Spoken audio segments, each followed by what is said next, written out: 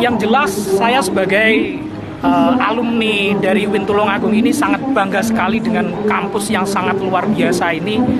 Tidak rugi saya mengenyam perkuliahan di sini selama lebih dari 8 semester ini, sehingga rambut saya panjang ini. Jadi ini adalah momen terakhir saya kira-kira untuk benar-benar bisa menjadi bagian dari UIN Tulungagung ini. Dan saya kemarin itu memanjangkan rambut juga ketika menjadi mahasiswa di UIN sini.